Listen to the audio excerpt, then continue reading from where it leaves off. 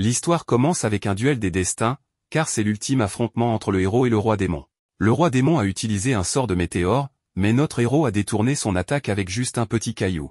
Après un combat acharné, ils étaient tous les deux épuisés, alors ils ont tout mis dans leur dernier coup et sont morts des mains l'un de l'autre. La guerre sanglante prit fin. Beaucoup de temps a passé depuis, et notre protagoniste Blad est excité à l'idée de vivre une vie normale et de se faire plein d'amis à l'Académie des héros. Dès le premier jour, Blad se distingue par sa façon maladroite de se faire des amis avec tout le monde autour de lui. Ses premiers amis étaient Jessica, Claire, Cassim et Clay, mais voyant à quel point il est facile de se faire des amis, Blad décide de se faire 100 amis au total. Puis vient Ernest. Cassim a prévenu Blad à son sujet, disant qu'elle est la meilleure élève de l'académie et qu'elle a gagné le surnom de l'impératrice effrayante. Mais Blad s'en fiche et s'approche d'elle pour devenir amie. Elle semblait un peu effrayante, alors Claire s'est levée pour Blad et a dit à Ernest qu'il était nouveau ici, mais en voyant son comportement maladroit, elle ne croyait pas qu'il était un élève transféré, car c'est une académie des héros et les enseignants n'autoriseraient jamais des personnes comme lui à s'inscrire, qui n'ont pas la volonté d'être un héros. Blad a clairement fait savoir qu'il ne se souciait pas non plus de devenir un héros. Par ailleurs, il a demandé à Ernest de lui montrer le chemin du bureau du directeur. Là, ils ont rencontré le directeur. Ernest s'est rapidement agenouillé pour montrer son respect au roi Gilgamesh, tandis que Blad restait cool même devant le roi. Ernest essayait de couvrir l'impolitesse de Blad envers le roi. Quant à l'ancien directeur, il a pris sa retraite et maintenant Gilgamesh va le remplacer. Cela a rendu Ernest heureuse, car elle est une fan de Gilgamesh puisqu'il est aussi un guerrier aguerri du royaume. Elle est devenue un peu agaçante, alors Gilgamesh lui a demandé de partir car il voulait parler en privé avec Blad. Gilgamesh savait que Blad est le héros légendaire et voulait l'aider à retrouver ses pouvoirs, mais Blad voulait juste être un simple citoyen et se faire des amis. Puisque le roi démon est hors du jeu, ils n'ont pas à s'inquiéter de ses pouvoirs, mais Gilgamesh ne voulait rien entendre. Blad a fini par abandonner, voyant que Gilgamesh était un roi désespéré. Ensuite, Blad est allé à l'arène d'entraînement et a rencontré à nouveau Ernest. Elle lui a dit que c'était pour les classes avancées et que ce n'était pas pour les nouveaux. Blad lui a montré la preuve avec son badge, indiquant qu'il avait été officiellement assigné à cette classe. Ernest a pensé qu'il avait dû soudoyer pour y entrer, vu qu'il n'avait aucune résolution pour être un héros. Elle l'a accusé d'avoir triché aux examens pour s'inscrire à l'académie. Même ainsi, Blad ne comprenait pas son problème, alors il a commencé à aller de l'avant pour remplir son quota de 100 amis, ignorant totalement Ernest. Elle était frustrée, alors il lui a tapoté la tête pour la calmer. Ernest s'est alors énervé, a dégainé son épée, mais Blad a esquivé comme un vrai pro. Sophie est arrivée et leur a dit de se rassembler, car c'était un ordre du professeur. Ernest a ordonné au professeur faible de lui permettre de tester les compétences de Blad. Elle a dit à Blad de simplement détruire cette armure, alors il a utilisé une compétence de la deuxième série de l'épée du dragon, qui a eu un effet si tyrannique sur les environs qu'il a tout simplement tout soufflé. Ernest et les autres ont eu un avant-goût du pouvoir de Blad. Puis Blad s'est à nouveau approché d'Ernest pour déjeuner avec elle, alors qu'elle était assise toute seule. Il a essayé d'appeler son groupe pour se joindre à eux, mais tous ont refusé, car ils avaient peur d'Ernest. Blad engloutissait son repas, et Ernest s'est excusé d'avoir douté de ses compétences, mais Blad lui a répondu qu'il ne se souvenait même pas qu'elle avait dit quelque chose de ce genre. Elle ne devrait donc pas s'en soucier. Au contraire, Blad lui est reconnaissant de l'avoir aidé, et il s'est aussi fait 5 amis dès son premier jour. Ernest était confuse, alors il lui a dit qu'elle était la 5e, ce qui a calmé sa colère. Plus tard, la nuit, elle a montré qu'elle était heureuse, car elle s'était enfin fait son premier ami. Cependant, son épée a commencé à vibrer, et elle s'est rappelé son passé. Quand elle avait 6 ans, l'épée l'avait appelée, et quand elle l'avait touchée, son corps avait changé et elle avait commencé à ressentir une soif de sang de temps en temps. Même maintenant, elle contenait difficilement son envie de tuer, et ce à cause de l'épée, dont elle est la maîtresse. Le jour suivant, Ernest a commencé à s'entraîner très dur, allant à fond avec Léonard. À un moment, elle l'a vaincu et aurait pu le tuer, mais elle a rapidement repris ses esprits. Ensuite, elle a affronté Sophie, mais cette dernière a rapidement abandonné. Ernest voulait aussi s'entraîner contre Blad, mais il était inquiet pour sa condition. Elle essayait de faire bonne figure, mais elle s'est évanouie. Blad l'a alors emmenée à l'infirmerie, et le docteur lui a dit que la cause de son évanouissement était une malédiction, hors de son champ d'expertise, et qu'elle ne pouvait rien faire. Quand Ernest s'est réveillé, elle était paniquée à l'idée d'avoir fait quelque chose de terrible. Blad lui a dit qu'il n'y avait qu'une seule chose terrible, la porter jusqu'à l'infirmerie. Ernest a défendu son poids, puis elle a voulu partir immédiatement, mais le docteur lui a demandé de se reposer. Ernest était têtu, alors Blad a pris la responsabilité de veiller sur elle. Il lui a dit qu'elle pouvait compter sur lui, mais elle continuait de garder ses distances. Blad est donc allé à une installation et a détruit presque tous les robots gardiens pour obtenir des informations sur l'épée qui rendait Ernest folle. Le nom de cette épée est Asmodeus, et c'est la raison des évanouissements d'Ernest. Le jour suivant, Blad a voulu parler en privé, et Ernest l'a mal compris, pensant qu'il s'intéressait à elle. Blad a clarifié qu'il savait l'effet que son épée avait sur elle. Ils ont donc continué la conversation à l'extérieur. Blad a découvert qu'Asmodeus avait sa propre conscience et qu'Ernest n'était toujours pas devenu sa maîtresse à part entière. C'est pourquoi elle ressentait ses effets secondaires de soif de sang.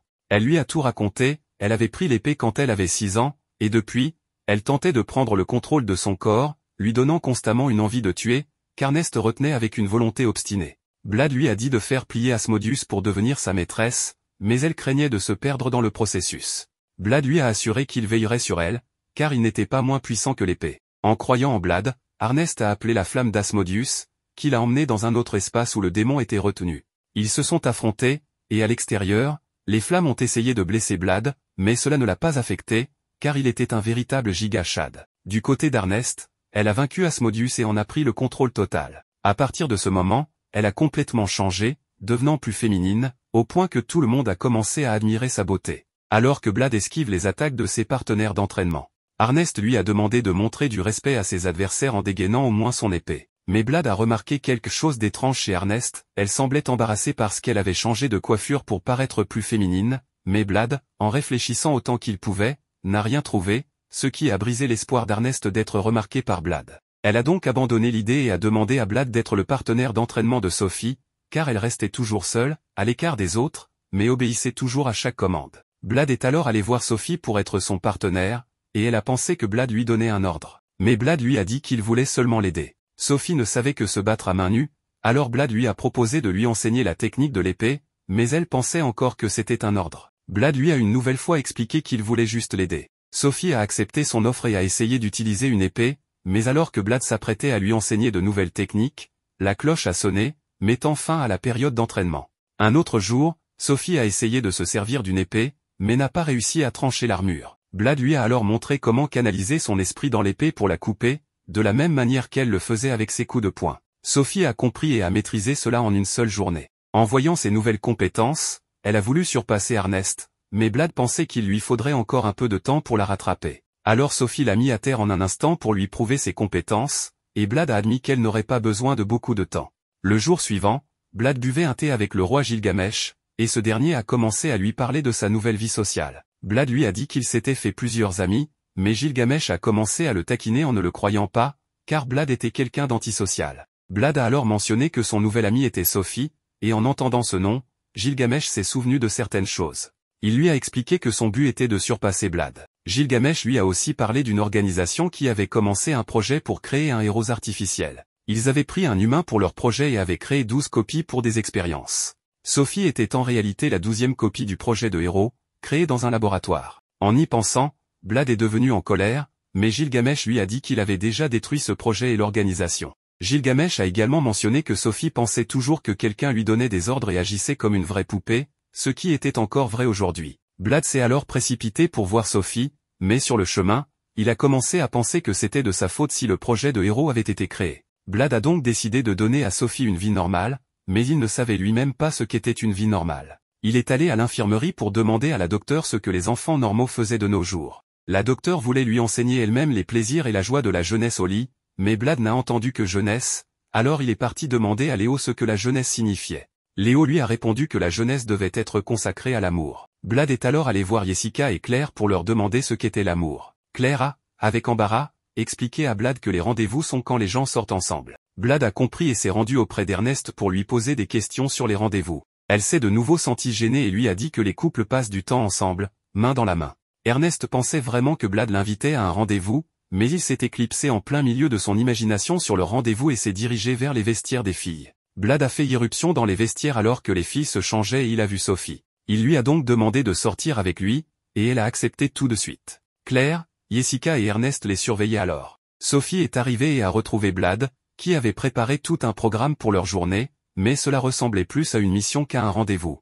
Ils ont commencé leur rendez-vous, qui se déroulait assez normalement, mais les 3 autres filles les surveillaient toujours. Blad et Sophie se sont ensuite rendus à l'arcade et ont détruit le jeu de frappe, ce qui a obligé Ernest à payer les dommages.